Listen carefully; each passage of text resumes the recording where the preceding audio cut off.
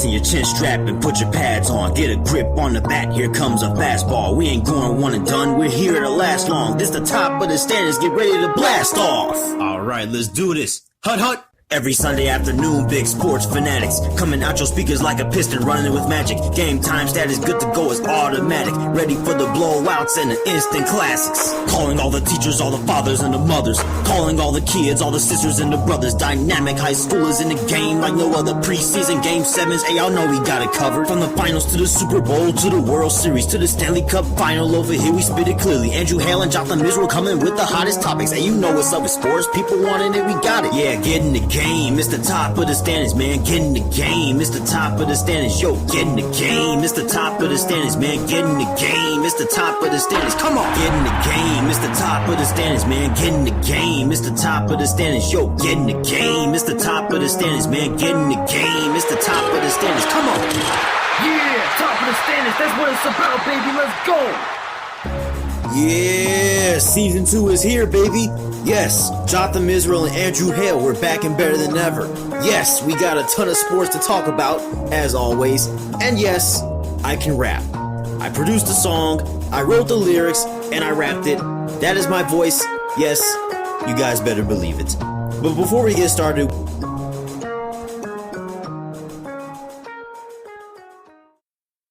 you know, there were teams that ate bigger dubs than my breakfast here.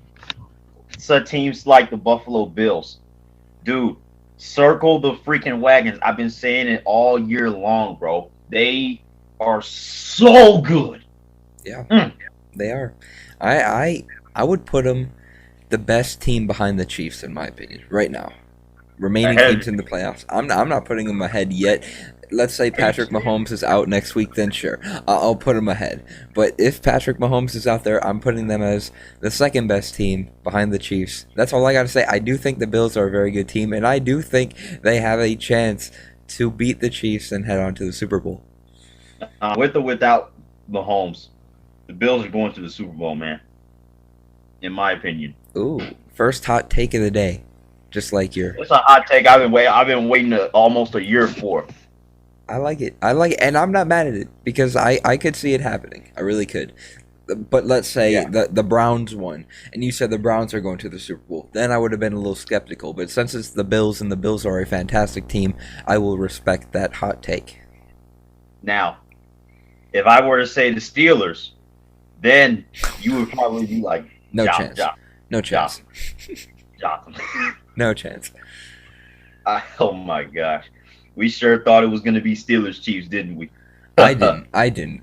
When they were 11-0, I knew they weren't that good. I'm going to be honest with you. I knew it. I could tell because they didn't really have too many impressive wins. They had wins over teams that were hurt, wins over teams that were COVID riddled, so many different, weak wins in my opinion. And then we saw their true colors towards the end of their, decent season. They got a lot of help from the NFC East too. Yeah, outside of Washington. That is true. The mere fact that soon as they lost to Washington, we already knew. It's like there it is, because once a team is undefeated and then they lose that one game, that can derail an entire season. I mean, we kind of saw in other sports like Michigan State this season. They were 6-0 heading into conference play, and then they dropped. And then you can make the argument for any other team, like the Patriots when they were undefeated, they lost in the Super Bowl. It's really tough to stay undefeated and keep at that high level of play. Yeah, it is so hard, but you know what? It's not the Steelers. It's about the Buffalo Bills, baby. What a performance! They've won 2 playoff games, both with their offense and their defense, and that is dangerous. That is so dangerous for me because it's like, bro, they held Lamar Jackson to 3 points. Yeah. There was a lot of weird stuff going on in that game. I mean, that was the weirdest Ravens game I've ever watched in my life. Bro, what happened to Justin Tucker? Dude, I'm not even gonna blame him for missing those two because if you saw the wind, you could see the goalpost absolutely shaking while he was about to kick. They were shaking back and forth, and even the Bills missed a few kicks as well. So nothing wrong with missing in those monsoon conditions. Yeah, you're right. It's just so unusual It is. to see Justin Tucker miss a field goal, multiple field goals in the same game. That's unusual. That is foreign to me. It is. It is really weird because behind Matt Prater, I think he's the best kicker in the league. Hey, I gotta stay loyal to my boy Matt Prater, who has the most field goals beyond 50 yards. So Just wow, dude. And it's sad too because the Ravens could have used those points. They really could have. They had a lot of scoring opportunities, but left a lot of points on the field and off of the board. Obviously the field goals they got in the red zone twice, couldn't cash in, and yikes, man. Yeah, that was just a bad night. And the game was relatively close until that pick six. That really won them the game. Up until then, it was the doors were open for any team to win, and then after that 101-yard pick six, game over. That was one of the most hyped plays I've ever seen in my life. Yeah, because you don't really see those that often, and when they do happen, most of the time they are pick sixes or get really close to being pick sixes. And that time we saw a 101-yard playoff pick six. Awesome. All I gotta say is I'm glad Tre'Davious White was there to block because Lamar Jackson kind of had nickel. And I'm like, oh no, he gonna run it. Oh man, take it all the way, coast to coast, Taron Johnson, all the way, coast to coast. It was reminding me of the DK Metcalf tackle running all the way down the field to prevent a touchdown. Obviously, he didn't prevent the touchdown, and they scored, but that's what it was looking like for a few seconds. Yeah, I know, right? But Tre'Davious White, that's why he's all pro. You know what I'm saying? Pro bowler, I should say. Mm-hmm. And that Bills defense starting to resemble itself from last year, man, and it's looking dangerous. Looking real dangerous. Yeah. Dude, I'm heated because it would have been even more dangerous if the Browns were able to pull off the upset. They had their chance, man. And Andrew, I say it all the time. The Chiefs get away with a game with one stupid, insane play that keeps them from losing the game. New Orleans, it was the fumble out of the end zone that turned out to be a safety and not a touchdown. It turned out to be the third down conversions in 2-minute drills against Miami and Tampa Bay. And it's just like, oh my gosh, dude. I have another example. Not this season, but last season when they played the Lions. That crazy, I think it was probably 99-yard return fumble after everyone thought it was down. It didn't end up being down, and that's basically how they won the game. The Chiefs, they are kind of turning into the Patriots, getting the luck of the draw with these referees. I guess that's what happens when you win a Super Bowl. And that's what happens when you're one of the most prolific figures in the league. That is true. Prolific quarterbacks in the league, I should say, because running backs don't really get that kind of treatment. It's these quarterbacks. It's like, dude. It pained me to see a team who hasn't had success go out like that. It was all too familiar for me. I know you were there like just patting Browns fans in the back. Like, at least they won a game. At least they won a playoff game. I'm happy for them for that. Yes, they have nothing to hang their heads about, especially after beating the Steelers like that. And they were very close to beating the reigning Super Bowl champions. So, I think they have a very good future ahead of them. Oh, very good. Dude, that Browns win changed the entire complexion of the AFC North. Yeah. I'm not going to lie to you. Now, I think the Browns will win the division next year because the Ravens are going downhill. The Steelers are definitely going downhill. I don't know if the Bengals can get there yet. We'll see what happens with Joe Burrow if they make an insane jump. But look, the Browns are looking really good, and their future is bright, man. I'm so glad I can see a good Cleveland Browns team in my life. It's so much fun to watch, and dude, I still can't believe that they were literally inches away from winning that game yesterday. Inches away. If there wasn't helmet to helmet hit, or a fumble out of the end zone for a touchback, we could have seen a Browns Bills AFC championship game. That would have been wild. Who would have thought, like 5 years ago, we would have seen the Bills and the Browns for a chance to go to the Super Bowl? That would have been so awesome. Bills would have been the first team in NFL history to host 3 playoff games in the same postseason. Come on, Chiefs. I'm kind of a fan of the Chiefs, but I was pulling for the Browns yesterday. Yeah, I like the Chiefs too. I'm not gonna lie. You probably hear me saying I want this team to beat the Chiefs a lot. I'm not a Chiefs hater. I love Patrick Mahomes. I am not hating on these guys. I just really, I love me a good underdog.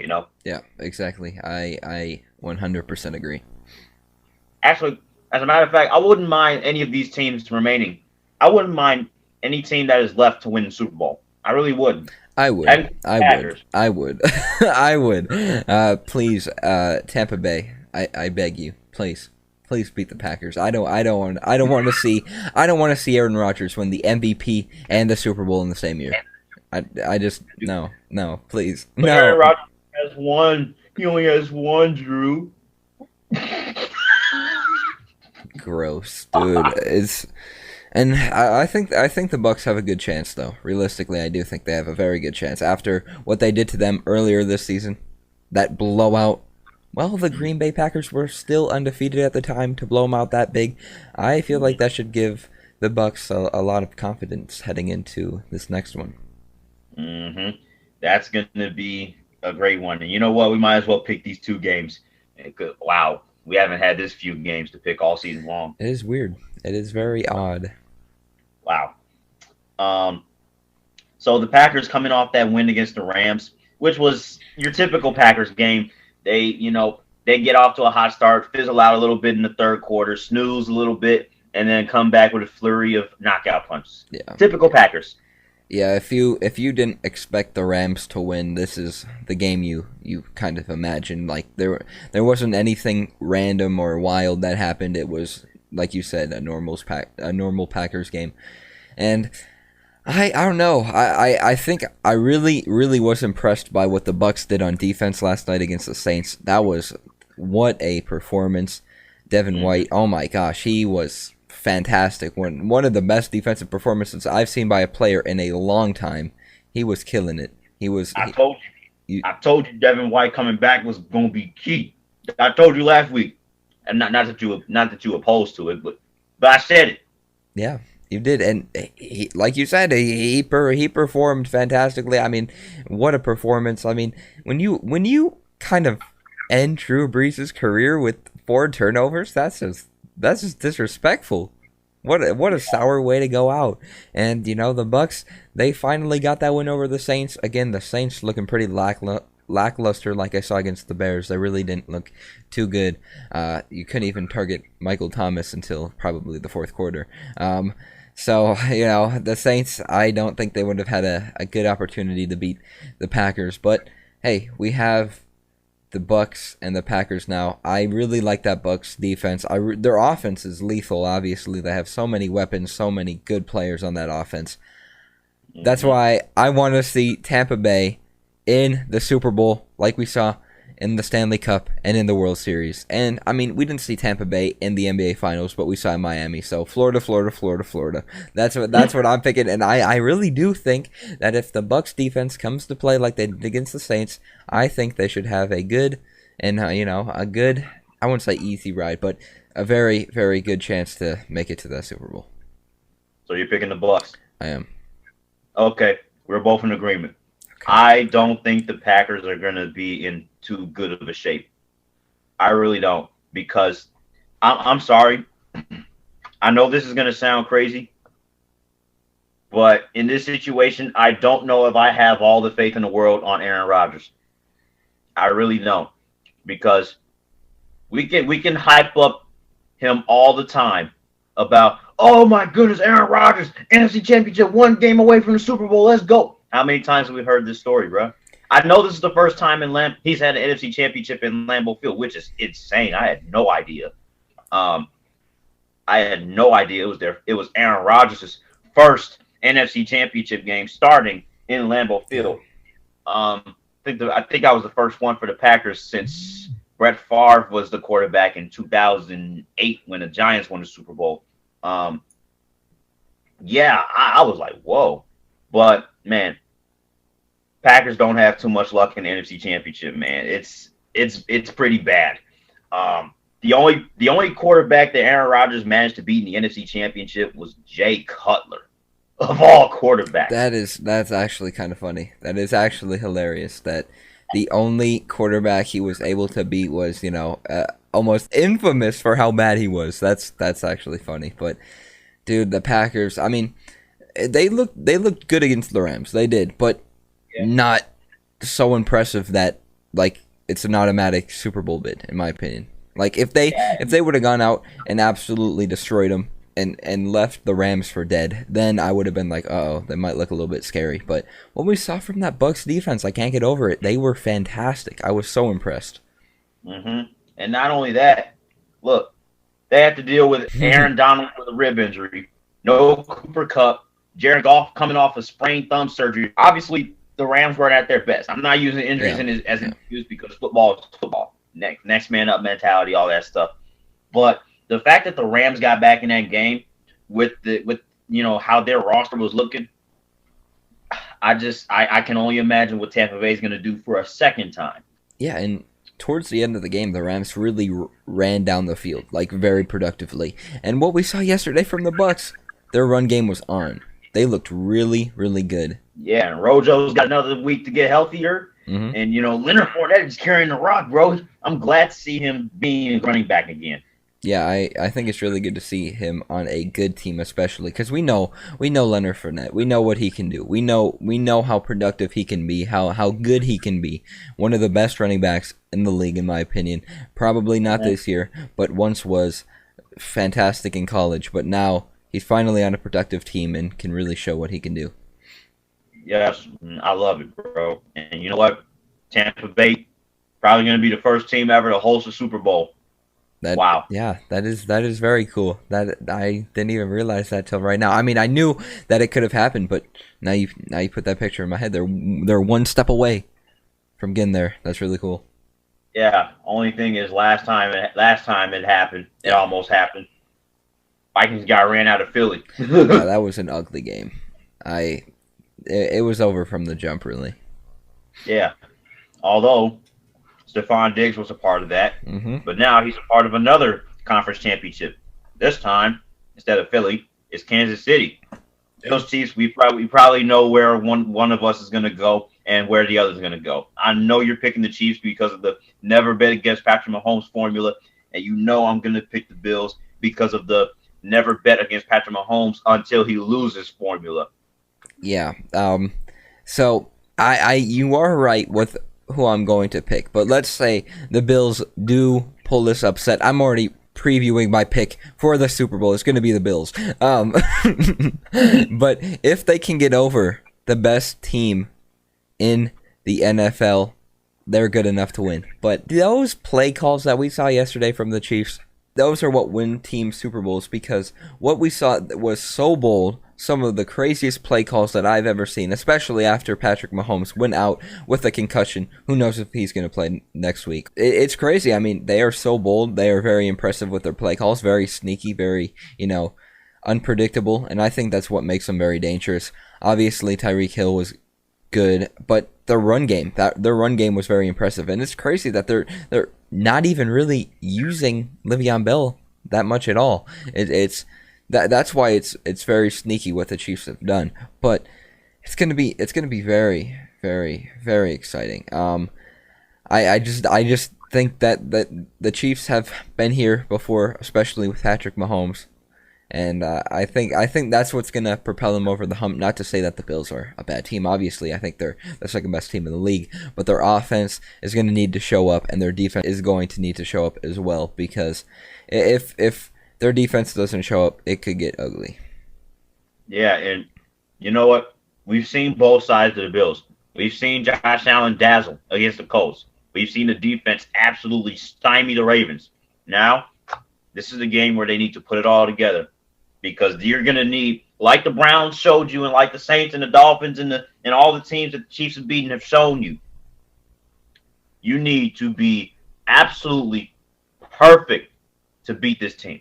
Yeah, and from what I saw from the Bills, their offense was kind of disappointing in my opinion. They really didn't get going the entire game until probably the pick six. But up until that, I've definitely seen better offensive performances from them. Yeah, but you know what? They faced two of the best defenses in the NFL. And, you can't blame them for winning those games, really, because, you play to win the game, not to score points, but you play to win the game. And however you win in the playoffs is how you win. And the Colts defense and the Ravens defense, those are two tough defenses. The Chiefs, their defenses, they're great, but they're not as good as the Ravens or the Colts defensively. They've had some let-ups, especially in the second half. And obviously the Chiefs just played the Browns, and the Browns, I thought their, secondary was sus, but, only held them to 22 points. And, they held them down. They did enough to keep the Browns in the game. But yeah, I'm just scared about that Bills offense. I think, the Bills can score 4 touchdowns against that defense. I kind of disagree because I think that Chiefs secondary is very good. I really do. I feel like what we saw yesterday, we saw an interception, obviously, probably not Baker's fault, but all year we have seen Tyrann Mathieu come up with some very, very big interceptions.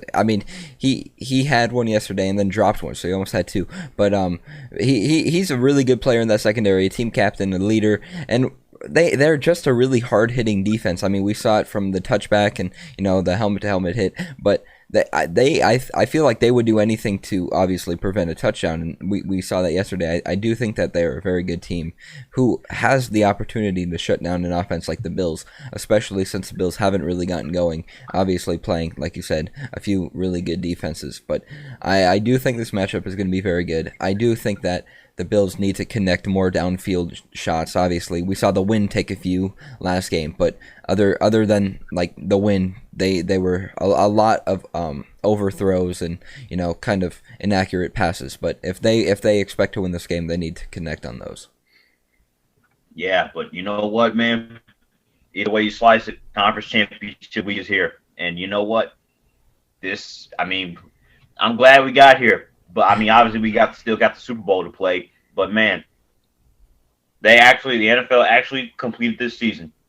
They actually are 3 games away from completing this season. I don't believe it. Who would have thought? I didn't. We saw breakouts from all types of teams. Titans, the Patriots, I believe. Almost every team had a little bit of a breakout. Even the Lions towards the end of the season. But every single team, they got there. And we had a kind of a wacky schedule in there. But like you said, 3 games away from the ultimate game. Yeah, we haven't had a Wednesday game since last month or something like that. It's weird looking back when you see all those Monday afternoon games and Tuesday games and Wednesday games. Yeah, it is weird. I don't think we could have imagined a playoff game on a Monday or a Thursday. Yeah, that would have been very odd.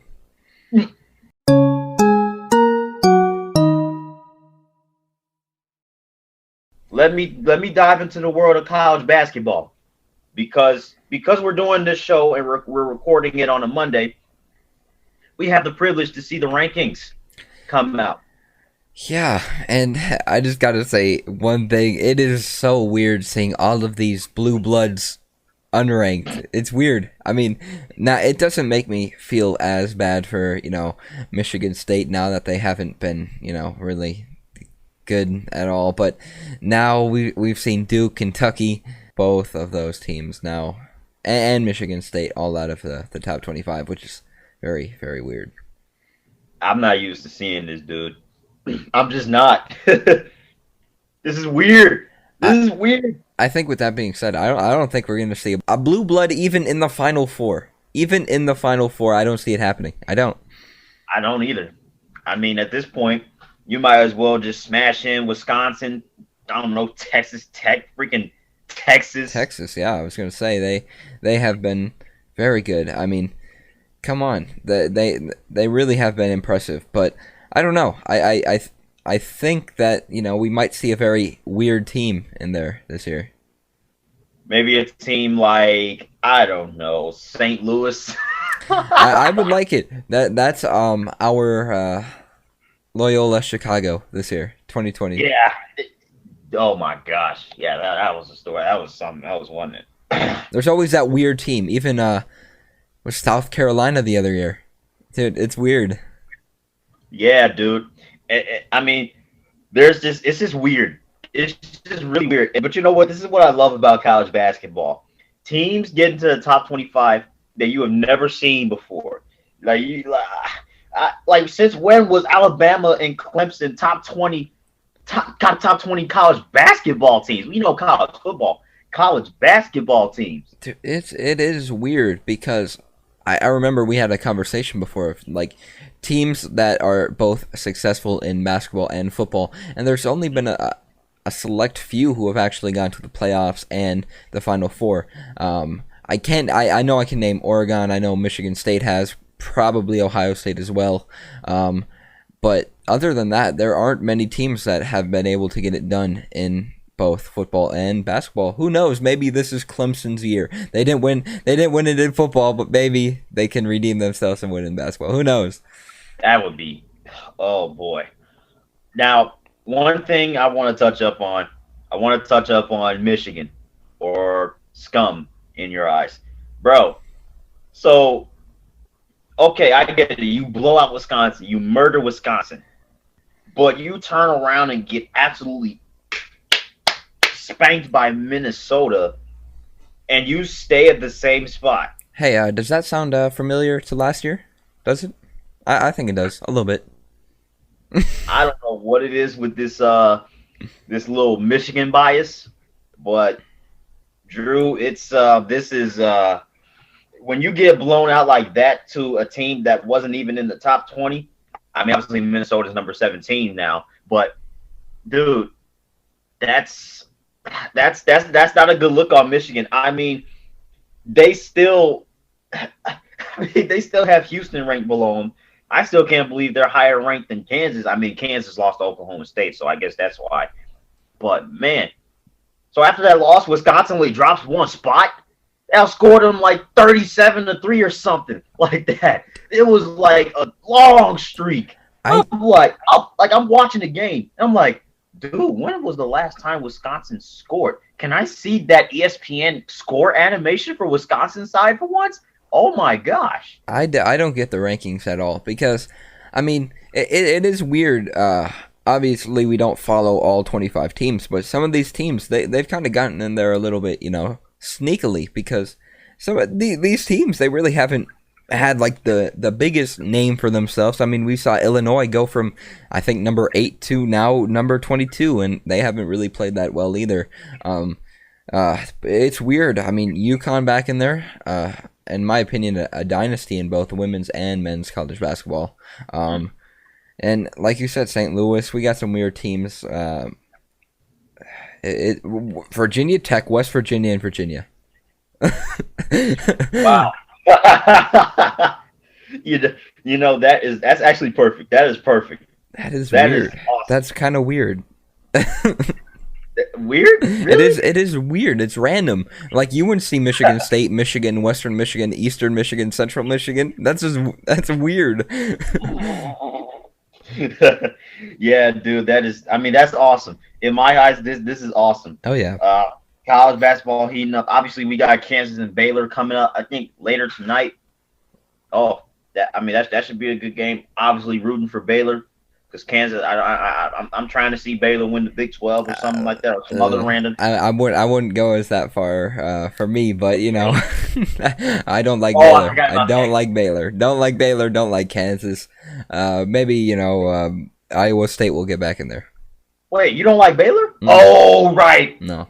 Oh, I've never really been a Baylor fan either. I mean, they're kind of annoying, in my opinion. They're just so the Cotton Bowl doesn't have much to do with it. Maybe a little bit, but it's just. But not like I'm this. not a fan of any team in Texas. I don't like Texas teams. Dang, you think Texas fans? I know you said Texas fans are probably your worst fan, but you think like every single team based in Texas is that obnoxious? Yeah, because I mean, any team you look at in Texas, they're all going to be like, "Oh, we're the best in the country, no matter where we're ranked." Oh, Cowboys, America's team. The Rangers, the Astros, all of them are just very. I wouldn't say. I mean, they're just they think they're very good, and I like the confidence. I guess I can respect it, but it's annoying. Now that I think of it, you did bring up. Yeah, that is a good point. Obviously, the Cowboys with America's team. I don't know. Texas are kind of a laughingstock now. The San Antonio Spurs, pretty successful NBA franchise that people like. Yep, beat the Pistons. I don't really have anything against the Spurs though, because obviously I didn't watch the game. I was like 1, but you respect. Yeah, I'm fine with the Spurs. I really don't mind them. They really haven't done anything. But other than that, Texas sports are not my favorite at all. Okay, I didn't expect beef from that state, but man, okay, I'll have to keep that in mind. So yeah, dude, but I do want to mention on the women's college basketball side of things, I seen that the number 1 team, Stanford, got upset by Colorado. There's not too often in women's college basketball that upsets happen because usually the women are absolutely killing themselves on the court. Dude, and very productive as well. I mean, we saw that streak with UConn a few years ago. That was insane. I think weren't they on like a 400 regular season game win streak or something like that? Yeah, it was like they hadn't lost in so long. They won like 3 straight undefeated seasons or something like that. And I do remember watching them get upset in the Final Four. So that was it gets crazy sometimes. It does get crazy. I start to pay attention maybe around the Final Four a little bit. Yeah, I mean, obviously I got my eyes peeled all season long, but I mean when it's under the radar and I see teams that are unusual, I'm like, okay, let's see what we got here, and this is like, I mean, it's pretty interesting in my opinion because, like I said, I mean the women's college basketball teams usually kill themselves when it comes to ranked teams versus unranked teams. Like for example, I saw Vanderbilt versus South Carolina. Not only did South Carolina beat them by 60, they held them scoreless in the entire second quarter. That's kind of funny. That's hilarious. And I think I've seen that before too. Or even in men's basketball, it's crazy how productive and unproductive offense can be. I mean, sometimes you see teams only score like 10 points in an entire half, but no. It's crazy. I mean, that's 20. That's for men's. It's 20-minute half. So that's understandable for you to score. You had better score in a half. Otherwise, you're gonna get memed. But on the women's side, it's obviously split into 4 quarters instead of 2 halves. And the fact that I don't think I had ever seen. I'm pretty sure it's happened before, but I had never seen a scoreless women's college basketball quarter in my life. I was like, dude, the final score was 106-43. Like, yikes. Like, that's a beatdown. I definitely think we do see more blowouts in women's college basketball for sure. 100%, in my opinion. Yeah, I think, I think they might need Sarah Fuller in that second quarter. They might have needed Sarah Fuller, low key. get them a good 3 points, 3-point field goal. Imagine a player punts the ball into the basket. That would be crazy. That's that humans are awesome type stuff. But yeah, dude, college basketball is getting nuts on both sides. Yeah, it is, and I'm like I say every time, I'm here for it. I'm here for the craziness. Okay, update me on the NBA, dude, because I'm not feeling so good. Okay. Yeah. If anyone didn't know, Jotham's kind of a James Harden hater, and he did not like what he saw. I am not a James Harden hater. a little bit, a slight bit. But he did not like the trade to Brooklyn. He would have rather seen him go to the Sixers. I personally like the trade a lot, and what we saw in James Harden and Kevin Durant's first game in a Brooklyn Nets uniform was, like I said, it's exactly what I expected. James Harden dropped 30, and I think Kevin Durant dropped like 45. So this scoring duo is going to be fantastic. That's why I wanted it to happen. Obviously, the Nets kind of lost a ton of assets. A ton of assets. I mean, all of their young key players gone, basically. But I think it's worth it if you're trying to get to, the ultimate goal and win a finals. That's all you can ask for. I mean, I like the trade a lot. I think James Harden is a superstar in the league. I probably would have given up a few assets to get James Harden. Great player, and I think the Nets, I wouldn't put them as my number one seed right now. I'd still give that to Milwaukee, but they'll be up there, and I think they'll make a good run in the playoffs. I don't see it's tough because, I mean, first of all, can we just recognize that I know my facial expression didn't say it when you said it, but I completely forgot that James Harden got traded to the Nets until you said it. I blanked out. I'm like, wait, that happened. So that's one thing. But dude, I don't like the trade because of how much the Nets gave up. I mean, I knew they had to give up some things for James Harden, but man, all that, not only the two best bench players that you got, but I won't say bench players because I don't know, Jared Allen started, but 4 first-round picks. Yeah. Oh, and 4 swaps, so 8 picks. Dude, that's too much for me. I understand the NBA is a pretty small league, so in order to get the biggest stars, you got to put up the biggest offers. But man, that is, I don't know if this is gonna work long term. I think the Nets are trying to win now. Yeah. I mean, I know they were trying to win now when they signed KD and Kyrie originally, but man, now they're on that San Diego Padre type of stuff. Win now.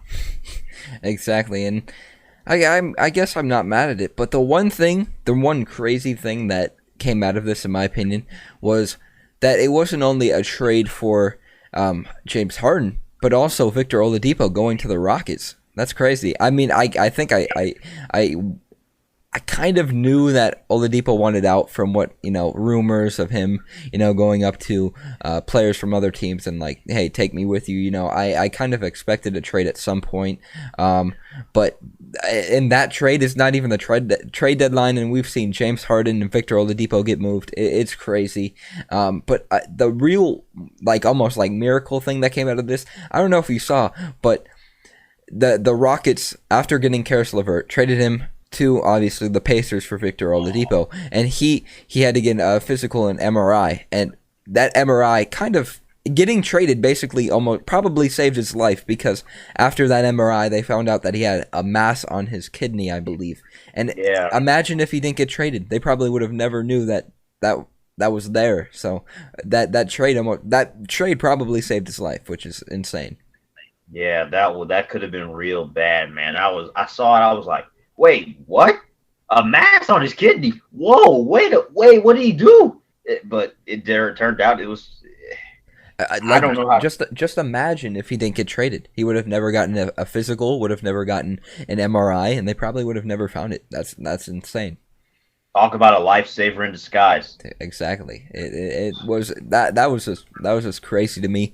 And when he can come back, I think the Pacers have a good player in their backcourt. I mean, what he did in the bubble, and even with his time with the Nets, he kind of turned into, I wouldn't say a superstar because he's not a superstar, but definitely a really really good solid young player who has the potential to be a superstar.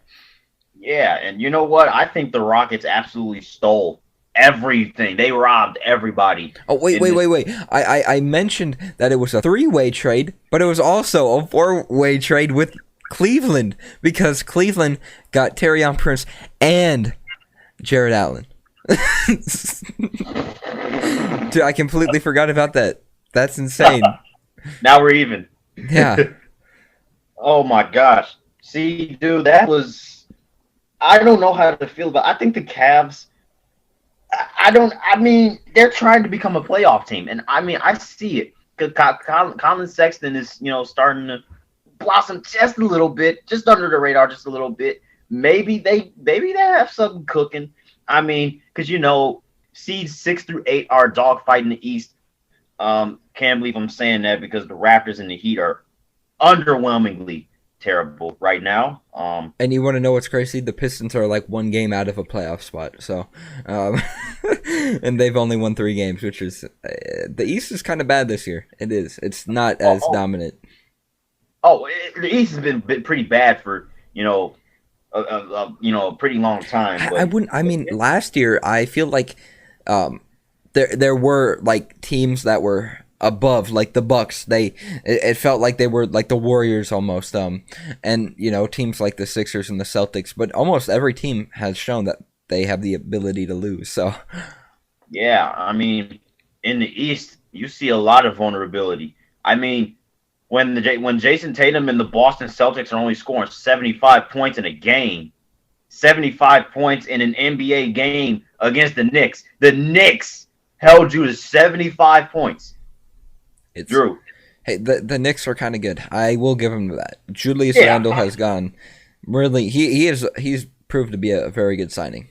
Yeah, but dude, seriously, the East is so weird. I don't know who's gonna get in. We might see the Charlotte Hornets with LaMelo Ball and Miles Bridges. I doubt that the Magic get in because we've lost 5 in a row, and I think we should just tank. Wow, went from all the way up there to oh no.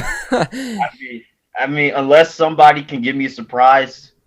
I mean, you know what? I was really big on Jordan Bone coming out of college. Obviously, played a very big role in Tennessee. The Pistons eventually scooped him up in the second round with a trade from the Sixers, and they let him go. And now the Magic have him. I really hope he succeeds. I saw him playing against the Nets actually, and I really hope he plays well. I think he had the fastest sprint at the combine the other year, so he's a very good player, very very explosive player. I hope he is a good replacement for Markelle Fultz at the moment.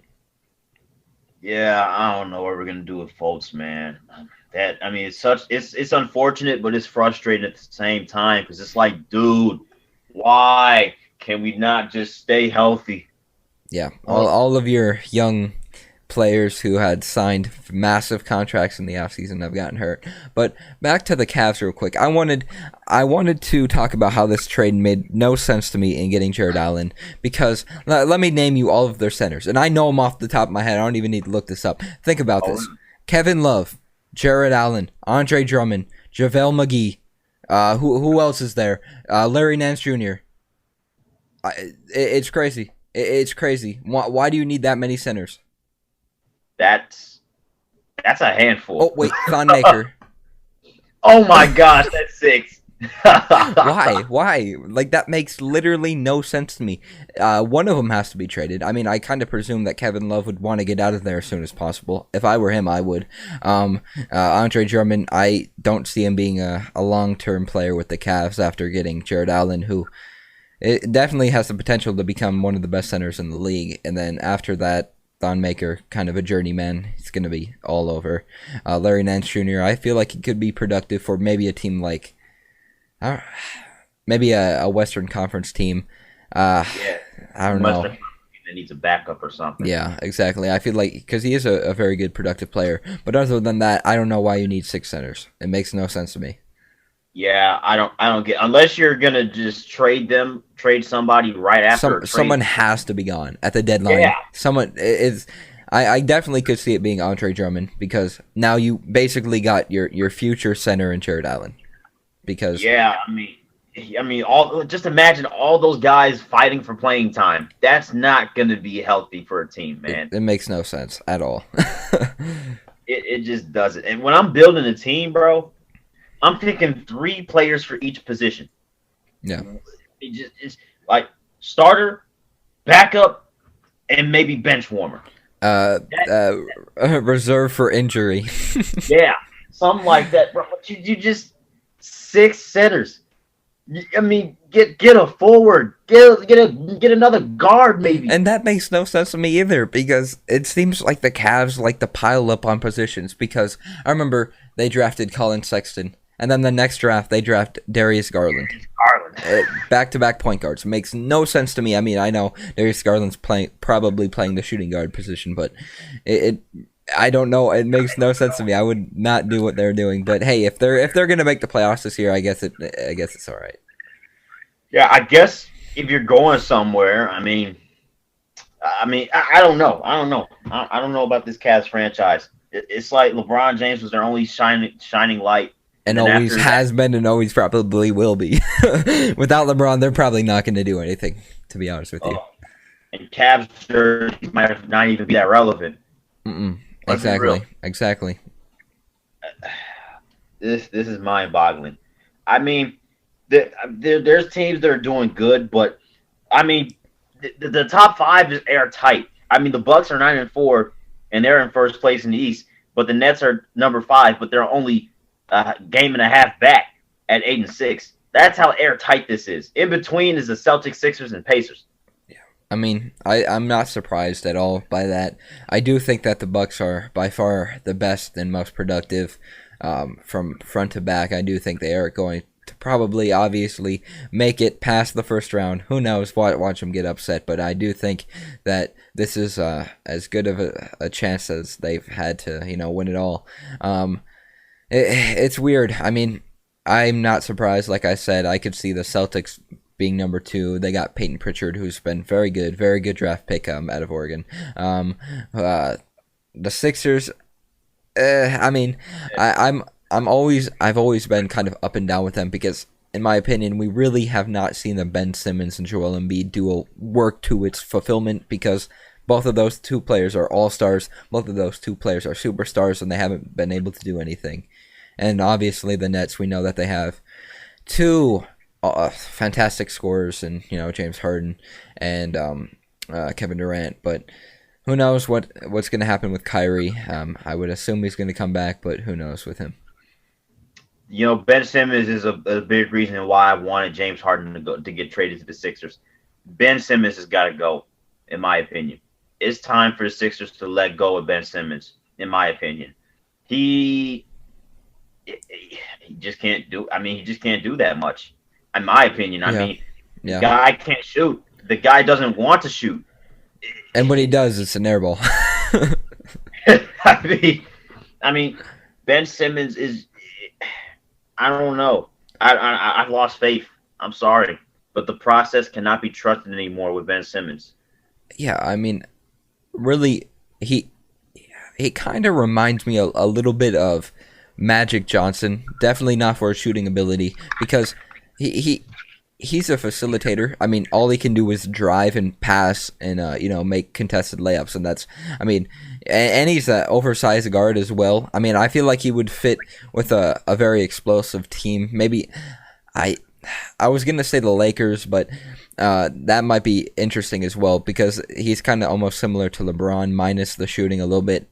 Very good facilitator, like I said, passing, and then obviously scoring inside the paint. But I don't know. I probably agree with you.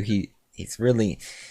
I wouldn't call him overrated because he is a good player, but he just needs some more assets to fully be that superstar player. not necessarily overrated, but just underwhelming. Yeah. But yeah, we talk so much about the Eastern Conference. It's just like, I mean, I'm glad the East is relevant because obviously we know about the Western Conference and how good it is. You know, with the West, this is starting to piece together a little bit. Obviously, we pictured Lakers Clippers 1-2. Okay, that's pretty much predictable. That's basically what we saw. But who would be the teams under the Lakers and the Clippers? Well, the Utah Jazz are off to a good start. I mean, I've always had some type of faith in the Utah Jazz. Donovan Mitchell is my favorite player in the league, by far. And I really like the Jazz. I really do like the Jazz. If I wasn't a fan of the Magic, I'd probably be a fan of the Jazz. I mean, I kind of feel like their success is kind of expected. I mean, it kind of has to be when you have a player like Donovan Mitchell and Rudy Gobert, two players that you have signed to long-term contracts, a lot of money. I mean, it's kind of expected. Mike Conley, I felt like that was a really good trade a few seasons ago to Utah, but I don't know. I saw the most interesting thing that I believe is true. Oh yeah, it is the worst thing to be good in basketball. Think about that. If you're a good team, you're not going to be able to get over the hump, and you're not going to be able to have a proper rebuild because you're going to be stuck in the middle. If you're a good team, that's probably the worst place you can be. And I really believe that because the great teams, they're always going to have a chance. Like we got the Lakers and the Clippers and even the Bucks. Other than that, being good is probably the worst thing you can be in the NBA. And I really, truly believe that. What are your thoughts? Would you say that's true? Think about it, because let's say a team like I don't know. How about the Hawks? How about the Hawks back in like the early, like mid 2010s? Because they were a good team, but I mean, even now, like look at the Pacers. They're not going to be able to beat teams like the Bucks or the Lakers, and they're not going to be able to have a very low draft pick. So they're going to be stuck in that mediocrity until they get that superstar player or get anything working for them. You know what I mean? So if you're good, you're going to be constantly stuck in mediocrity. I mean, maybe I'll say that's slightly true because there's always free agency that you can use to dig out the best players, even though that's practically a big market sweepstakes. But do you think at the end of the day, that team would be able to beat a team like the Lakers in the finals or the Bucks? See, that's why it's so interesting to me. That's the point. That's a good point because it's not like you can maybe get to the second round consistently. Yeah, you can be good, right? Yeah, but you have to be great to be a good team in the NBA, essentially. Yeah, and maybe if you're lucky, you'll get to the conference finals. Exactly. But win the finals, it's just so distant. Like with the Portland Trailblazers, like the Trailblazers have been a consistently good team. Even the Thunder teams, exactly, consistently good, not great. You get it? That's why I thought it was so interesting because the teams who are consistently good, they're never going to be able to get over the hump. Yeah, dude. That's a good point because I mean, you're not gonna win the finals, but you'll always make the playoffs. Maybe win a series. Exactly. Maybe. Yeah, that's a good point. So I'll say it's kind of true. Yeah, I'll say it's true.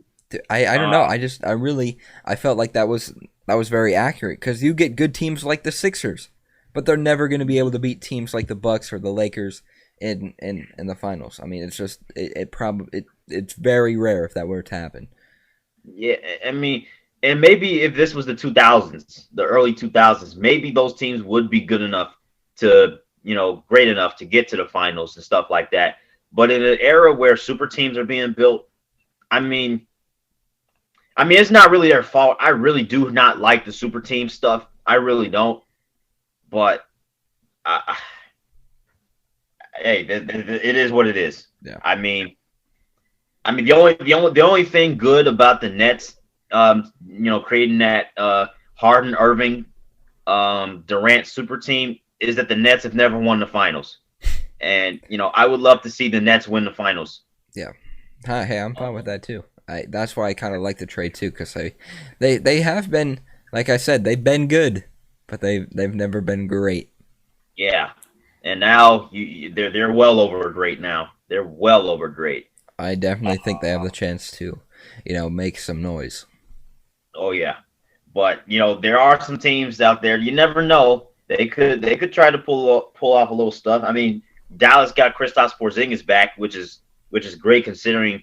I mean, they went 500, or something like that without him. Now they're 6-6, and Porzingis is starting to get it going again. And I'm just like, maybe the Dallas Mavericks can make a little push. And then you see the Spurs in there, the Blazers, and it's just like, maybe these teams can make another push. And kind of talking about the exact opposite, it's kind of sad looking in the West because there's always the teams that are notorious for being so bad, and they're always at the bottom. I mean, you got the Timberwolves and you got the Kings, even New Orleans a little bit, but those are the teams who haven't had great histories whatsoever, and they're always stuck at the bottom year after year. It's sad. I would love to see the Kings make the playoffs. Yeah, but their franchise is a dumpster fire, in my opinion. Everyone wants to get traded. They're never going to be able to get anything. I mean, yeah, it's bad. I mean, you hired Luke Walton. I don't know what you expected. I mean, at least you got Tyrese Halliburton. Yeah, that was a very good pick. That was a very, very good pick. Yeah, at least they got him. But for how long? I don't know. And I feel like they're wasting Marvin Bagley and De'Aaron Fox, in my opinion. Yeah, and it's just like, dude, such good players. Like these even guys. Buddy Hield. Yeah, these guys can be studs, man. It's weird. They can. Those are three good players who are potential all-stars, but they can never get them to click. It's weird. I almost want to say the Kings are the Houston Texans of the NBA, but the Kings haven't made the playoffs in so long. So no, I think their drought was probably longer, or I think it was 2004. I could be wrong. Yeah, well, I mean, it's sad to see, and you know what? I mean, we talked about a Warriors-Lakers playoff series, but, I mean, obviously it's not looking all like the most lit thing ever. But you know what? If it's a first-round matchup, I'll take it. I don't see that being close whatsoever. 1 versus 8. I mean, hey, Golden State has history with being the A seed. Dirk, 60-win MVP. Yeah, they have history, but I don't know. We believe Warriors, yeah. And then I don't know. It's interesting to see the playoff picture turn out. Maybe this is why you say this is the NBA is your favorite league. Obviously, it's chaos. It's chaos. Yeah. It is. You have no idea what to expect. And I just want to say, I know I have to talk about the Pistons at least once an episode, and it's funny that they have 3 wins. And their 3 wins are against potential playoff teams. They've beaten the Celtics, the Suns, and the Heat. The Heat? The Heat. Okay. I'll hold on to that. And they blew out the Heat, too. That was their biggest win of the season. 20 points, right? Yep, Blake Griffin, that was his best game. Jeremy Grant extended his 20-plus point streak to 11. All-star. Oh, my goodness. I mean, what can you say, man? What can you freaking say? You should get easy ones against the Magic. I'm not going to lie. Yeah, I thought we were going to get easy ones against, the Cavs, and then they took us to double overtime and, ultimately beat us. I would not count anything easy. I mean, the Pistons did blow out the Heat with the Heat's B team, who had, 10 players out. But, the Pistons aren't good. I mean, as much as Jeremy Grant looks good, they're just not good. They don't really have that much talent to work with. They're rebuilding, and I like it. Okay, I guess I'll leave it at that because I mean we pretty much see where this is going. Pistons obviously rebuilding, but you know what, looking promising. Showing signs of light at the end of the tunnel, man. Yeah, hey, I like it. If you come into a season with the right expectations, then it shouldn't be that bad.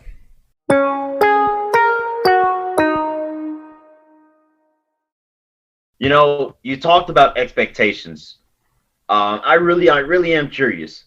How are you feeling about the Detroit Red Wings? It's interesting. I mean, they were able to split against the Hurricanes in their first series of the year, and from the game that started earlier this morning, and their win against the Canes, I do think that they do look a little bit more productive on the offensive side. I mean, defense, it's really up in the air in hockey. I mean, you can't really say how good a defense is because ultimately it's up to the goalie if a goal goes in my opinion. I mean, your defense can be stern and stop them from attacking a lot of the times, but again, it's ultimately basically a one-on-one with the goalie. Nonetheless, I do think that their offense has gotten better, obviously acquiring Bobby Ryan, who was a former second pick in I think 2006 or something draft. Very good player, very productive with Ottawa.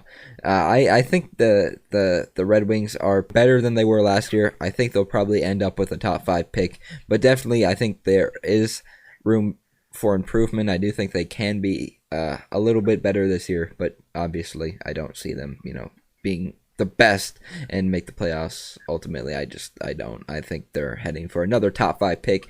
If they finish with the worst record again, they will get probably the 4th pick because we know the NHL doesn't like the Red Wings and they won't give them the first pick. Well, I don't know, man. The way the Blackhawks are looking, I mean, 15 goals in 3 games. They might beat you to the pick. I mean, I guess that's what happens when you lose like your goalie who has been there throughout, all of your championship runs and stuff. I mean, I think what's really important is when you have veteran players in a rebuild. I mean, you need those veterans to help the young players grow, and that will ultimately lead to some bit of a success. Yeah, I don't know. I mean, I don't know what to say about this. I mean, both the Blackhawks and the Red Wings used to. Just to think that they 10 years ago, 15 years ago, they used to absolutely butt heads. Hey, now they're in the same division again. I mean, how did we get here? They're in the same division now, and after all the smoke they had in the Eastern Conference playoffs and all this stuff, and even it's. Oh boy, it's weird. It is absolutely weird. But you know what? I said that the Red Wings will probably do better, and right now I'm not looking that it's not looking that bad. I mean, hey, the Red Wings might even make the playoffs because they have a weak. No, because look, bro. Oh, their divisions. Gotcha. Their division is not the best, and all you need to do to get in the playoffs is be top 4 in your division. Okay, Lightning are pretty much a lock. Maybe the Predators are a lock too. I don't know about the Panthers. I don't know about the Blackhawks. No, the Blue Jackets are. We haven't seen the Stars yet. Red Wings could sneak and slip into that 4 spot. I don't know. I know you don't want. You don't want to hear it. Hey, I mean, if it happens, it happens. I'd be hyped for any playoff in Detroit, but I just don't see it happening. I don't think the Red Wings are great. I don't think they're good. I wouldn't say they're like terrible, but they're getting there. They're getting there slowly. But I did want to mention there's an entire Canadian division. That's just cool to me. That's just really cool to me. Every single Canadian team are going to be playing each other. There are going to be a ton of fights. That's all I got to say. A ton of fights. The home of the brave, right? Wrong. That's the home of the smoke. Home of the punch. Hey, you like the Oilers and Oilers and Flames. So now you're going to get a lot of that this year. I guarantee it. Oh yeah, baby. The best rivalry in the league, in my opinion. Yes, I get to see it. 7-8 times. Flames and Oilers. Oh, this is gonna be so cool. Oh, baby. Yeah, I like that. I like how they align these divisions.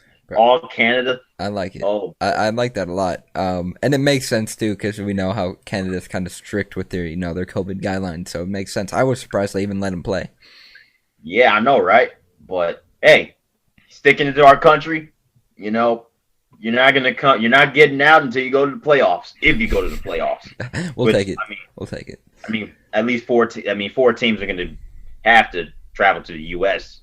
Eventually, unless I don't know how they're gonna do the playoff format outside of who gets in, but maybe they do kind of like a March Madness thing where you have, the top four teams in your division battle it out, for, division champion, kind of like how you do regionals and stuff like that. Stuff like that. We'll just have to wait and see. But, it's early in the season, really, really early in the season. And, we're just going to have to see more hockey. Yeah. We'll start making our judgments and stuff in, like, the spring, obviously when we normally would. Yeah.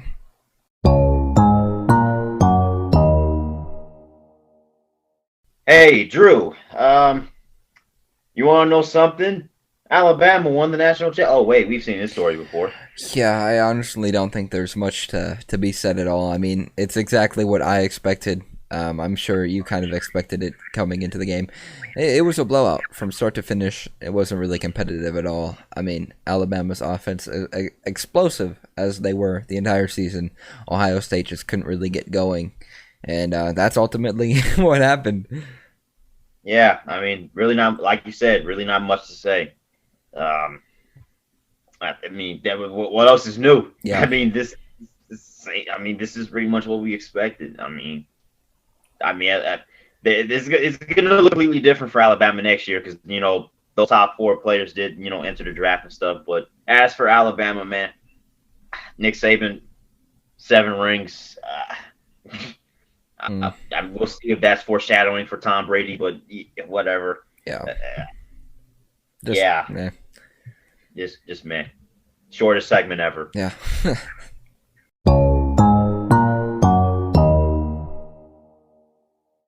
Okay, Drew, let's get to MVPs and LVPs. Who is your MVP? My MVP, I was kind of debating. I mean, I was going to go with Chad Henne because, anything is possible, right? But instead, I decided to go with Andy Reid because I can't remember the last time that I saw a play call that gutsy on 4th and 1 with a chance to go to the AFC Championship. And when you have a backfield that consists of, Le'Veon Bell, a former, probably at one time one of the best running backs in the league, and then you got other players who are very good and played a very good game, and you decide to line up in shotgun. And I personally thought they were gonna, try and draw the Browns off sides. Instead, they go in shotgun, throw a little screen, and they get the first down to go and advance in the playoffs. That was bold. That was really bold. You don't see that often. And what Andy Reid did yesterday with his play calls after losing your MVP quarterback, your Super Bowl winning quarterback, and to drop those plays and to coordinate a team, both defensive and offensively. Andy Reid, he was bold, and it proved right. He is a proven winner in the NFL. Yeah, Andy Reid, I was definitely confused. I'm like, wait, what are they doing? They're not going to QB sneak it. They're not going to try to draw them off sides. I mean, if you're in shotgun, they're not going to just jump off sides. I mean, you're more likely to jump on a QB sneak. Yeah. And I'm just like, what the heck are they doing? And they actually snap it. And I'm thinking, oh my gosh. As soon as I saw Tyreek Hill going to his right, I'm like, game over. I've seen the play before. I've seen it before. The Chiefs, it's like they're always in a situation where it's a one-score game. They're in a 2-minute drill, and they're leading, and they just run the clock out. It's so they impressive. Always do that. And the play calls are so bold. It's so impressive. I think that's what that's why they're so good at it, because no team, is really expecting that, you decide to go shotgun with, with a chance to, advance, and instead they do, and they get it, and they get the first down. Yeah, I mean, he definitely did make up for that interception. That was, hand punt, arm punt. Yeah. That was so close. I'm sorry. But yeah, that was bold. Andy Reid definitely got a lot of guts. See, that's a Super Bowl winning coach call right there. Yep. That's that championship type of stuff. Exactly. We'll see what he brings against the Bills. Speaking of the Bills, I got to give my MVP to the Bills Mafia because throughout the postseason, they made their presence felt. And I could easily say that that somebody on the Bills team, was the MVP, or the Bills defense was the MVP against Lamar Jackson, and this and that. But you know what? I'm giving it to the Bills Mafia. I'm giving it to the Bills fans because they deserve this. After 25 years of frustration and agony and losing and not being competitive and stuff like that, they showed up in their first postseason wins in 25 years, made their presence felt, and beat two really, really prestigious AFC teams in the Ravens and the Colts. Two, teams with a lot of history. Yeah. And for the Bills to do that, the Bills Mafia has my MVP award. Hey, and what we saw, remember at the goal line, they literally, it was 3 straight penalties on the Ravens, 2 false starts, and then 1 holding, and they were loud. They were loud. Yeah, you can't tell me the Bills Mafia didn't have an impact on that. And they got loud, they got rowdy. I'm like, oh, this is awesome. They're jumping, they're bumping. It feels like 67,000 and not 6,700. It's just like, oh, best baby. fan base in the NFL By far. And they still found ways to tailgate too. Oh my gosh. Hey, you gotta get the tables out. Amazing. Oh, you can just you can only imagine if it was full capacity. Oh, one day, Drew. One day. Yeah. All right, let's get to these LVPs. Who is your LVP? Mine is the entire Texans organization, because what are they doing? They're letting a future, I would say, I don't know, I wouldn't say a Super Bowl winner, because it's kind of reminding me of the Matthew Stafford situation. You got this good quarterback, and you really can't do anything to put pieces around him, can't even hire the coach that he wants, and it's ultimately leading for him to get traded at some point or another. A lot of people think it's his last snap in a Texans uniform. I mean, they're just handling it terribly, not even getting his word on who he wants as a coach, and that's very important when you're trying to keep one of the best quarterbacks in the NFL on your team. And what they're doing is just they're handling it really, really poorly. Yeah, it's sad to see, because Deshaun Watson is my favorite quarterback in the league by far. You pretty much already know this. I know you really see me, praise Trace McSorley, but obviously we'll stick to the starting quarterbacks, of course. The way the Texans have done this man dirty, man, I don't know if the Bears needed Deshaun Watson more than Deshaun Watson needed the Bears, or somebody not named the Houston Texans. Because right now, Deshaun Watson and Mitchell Trubisky are now in the same boat, but for completely different purposes, of course. Yeah. Trubisky sucks.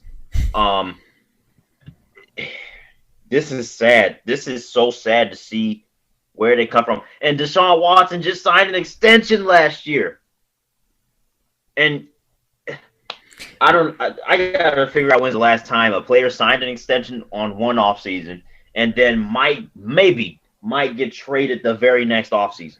Will you finally get your dream of him coming to Chicago, or at the cost of more than just our own first round pick, maybe?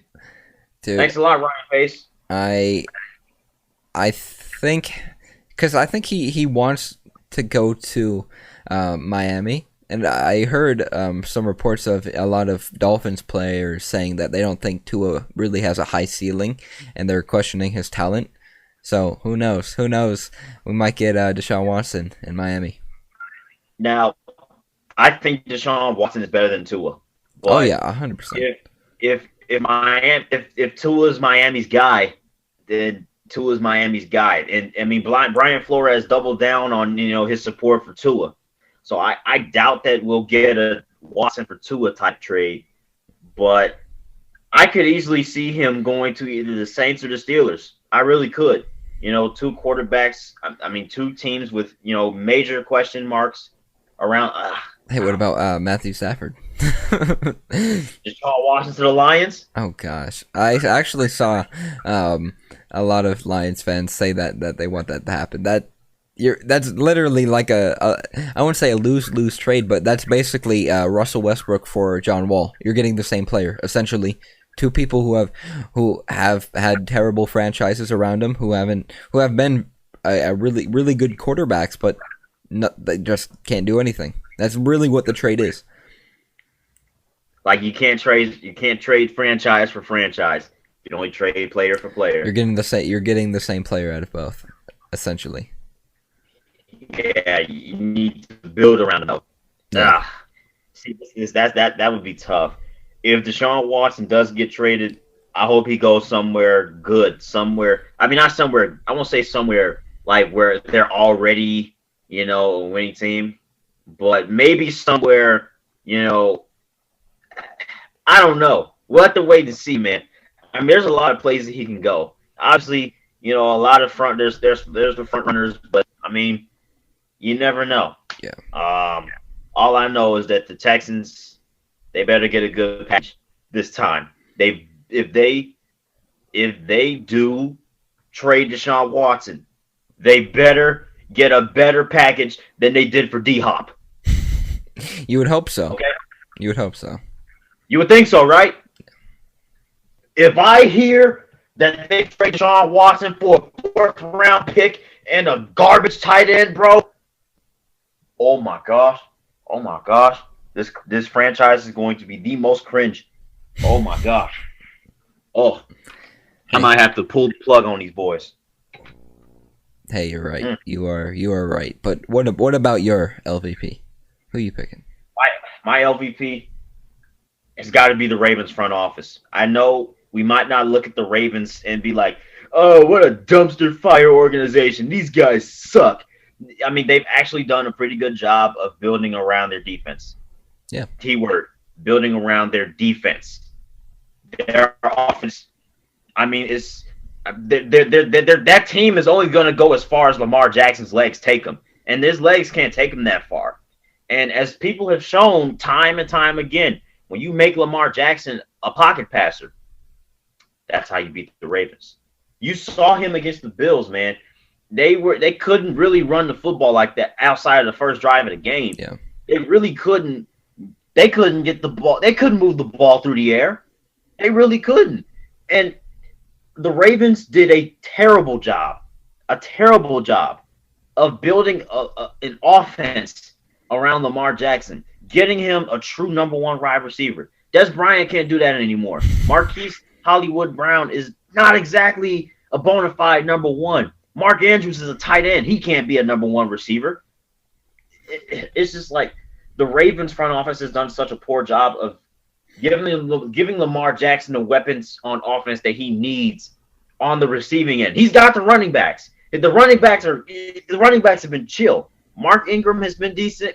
You know what I'm saying? Gus Edwards is decent. J.K. Dobbins is really good. But, man, you got to give him some receivers, man. Yeah, exactly. And you know what? The number one receiver they should be going after this free agency, Allen Robinson. Okay? Yeah. Fair. Yeah. They need a guy like Allen Robinson who is a bona fide number one because none of the receivers on the Ravens really scare you. It's not like, okay, Marquise Brown is fast. Okay, he's fast. I mean, Tyreek Hill is fast. I mean, he's productive. But, dude, it's not like they had the 31st ranked passing attack in the league. That is abysmal. You cannot win playoff games just by relying on the run game. You can rely on the run game to set up the pass game, but if you don't have a pass game, dude, I mean, look, you know why the Bills, the Bucks, the Packers, and the Chiefs are still standing? Because they have prolific passing attacks and running games that can set up the pass. They're going to keep hearing the Lamar can't throw. This Lamar's a running back. They're going to keep hearing it until they get their hands on the number one receiver. And that is why the Ravens front office is my LVP. That is a very fair assumption. I do think that they do need a productive wide receiver, not just a deep threat or a screen and go wide receiver, but a wide receiver that's very productive and can do everything. Go across the field, go deep, anything you want. I do think that they need a better and more productive number one wide receiver. Marvin Jones. Juju Smith-Schuster. Going across to the rivals, that would be hilarious. Then he's going to get clowned by his own teammates. Dude, that would be so... That's infamy. That would be Pittsburgh Steelers infamy right there. Clowning your opposition and then going to your opposite. I would. That's why he needs to stop, because wherever he goes, he's going to get clowned. Especially if it's within the division. Because everybody hates the Steelers now within the division. You know, we all know about the Ravens and the Steelers rivalry. That's one of the most prolific rivalries ever. The Bengals and the Steelers, yeah, they definitely had their beef, especially when games are played in Cincinnati. You saw it this past month on Monday Night Football. Von Bell, yeah, we know that. And then, oh boy, Big Boy Browns. We're the same old Browns, huh? Same old Browns. Nope. I can just imagine Juju getting clowned if he went to any of those three teams. The Ravens, you're a traitor. The Bengals, you're a traitor. The Browns, weren't you just calling them the same old Browns? Oh my gosh. Chase Claypool's going to be like making TikToks and stuff. Oh my God. Corvette to Baltimore. Corvette to Cincinnati to Cleveland. Oh my gosh. I can't wait till free agency. Oh my gosh. It's going to be crazy. Gonna be so many questions. Oh my gosh. Oh. And that's another thing I want to bring up just a little bit. If the Bears do let Trubisky go, where does he go? Who picks him up? I don't know. I can tell you. I mean, maybe he's going to have to take the Jameis Winston path and become a backup. You know. I can see it happening. Yeah, because right now, Nick Foles is the only guy we got under contract. My plan would to be draft a quarterback, have Nick Foles back him up, coach him up, season him and stuff like that, show him how it's done and stuff, get the rookie's feet wet, and go from there. So essentially what the Lions should do. Yeah. But we all know the Bears are the Bears, and they bring bad news. So, and they don't think like me. So, or any of their fans for that matter. Yeah. So, yeah, that's that.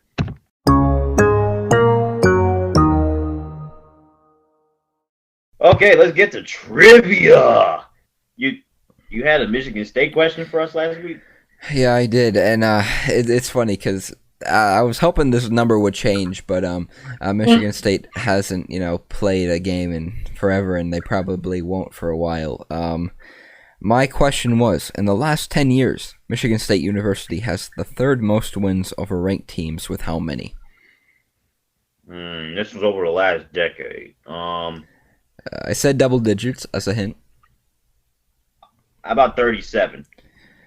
You were kind of close. You were about 20 off exactly. So 57. 57 wins. Dang. Over 8. That's why year after year I say Michigan State always has the hardest schedule. Being in the Big Ten and then always playing in the Champions Classic and then in Maui or whatever tournament they play in, they're always going to have to face multiple ranked teams. And over the past 10 years, they have faced 57 or more than 57, obviously, but have had wins over 57 ranked teams. Huh. Wow, that's a lot. I mean, I know Michigan State basketball is pretty historic. Yeah. Has some pretty good history, especially over the last 2 decades. But man, 57 ranked wins over the past 10 years. Dang. Yeah. And that's only the third most. Imagine, number 1, number 2. I'm probably assuming it's probably like Kentucky, Duke, maybe North Carolina. Like it has to be. Yeah. Interesting. Well, that was a pretty interesting trivia question.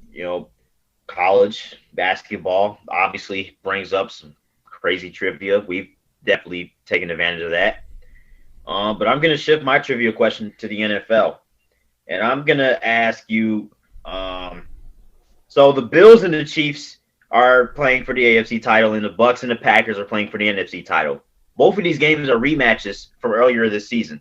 So my question is, when was the last time that both conference championship games were rematches of games from earlier in the season? That is a tough one. I have no idea. I'm gonna be honest with you. I'm gonna guess. How about 13 years ago? I was about to say you. I was about to say if you milk you sometimes milk the crap out of 2004. Hey, I have to. Good year. No, I'm gonna go 13 years ago for whatever reason. I don't know. It's 13 years ago is my guess. Could be last year. Who knows? Yeah, it could be anything. It's very rare. It has to be very rare because it's like both games are rematches. And funny thing is, and this has nothing to do with the question, but not only that, but both of these games were week 6 matchups. Both of these teams played each other in week 6. Both of these. That's weird. Yeah. that is very weird. Yeah, I found that very interesting. I was looking back at the schedules. I see week 6. I'm seeing Chiefs at Bills and Packers at Bucks. I'm like, huh, interesting. Yeah, that is quite odd. I will say, like you said, very rare. But I have no idea when it happened last. Yeah, something to figure out, something to think about, right? Sure is. Like you say, I'm gonna have to do my research. Oh yeah, the medicine is really good.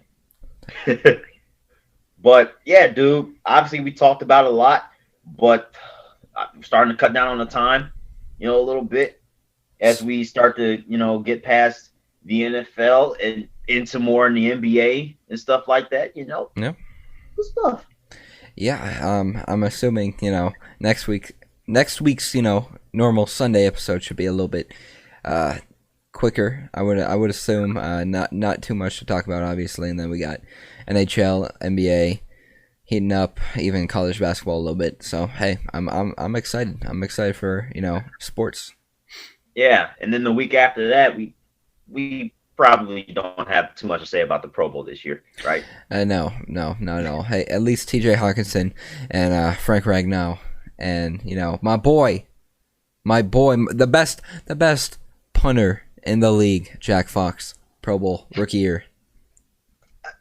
Jack Fox, I heard his name when I was watching a Lions game one time on bonus coverage, and it was just like, huh, that's a pretty good punter. He's very good. He's very good. Very, very, very good punter. Very good pickup as well as a rookie as well.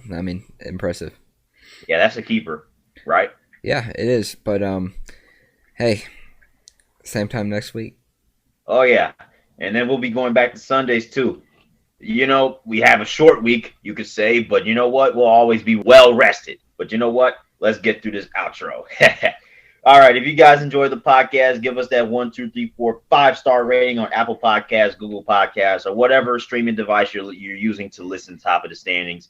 Give us a like, comment, subscribe if you're watching on YouTube, and give us a follow on Instagram, Twitter, and Facebook, the big 3.5. But you know what? This has been Top of the Standings, episode 23. MJ, we'll see you guys next week. Peace.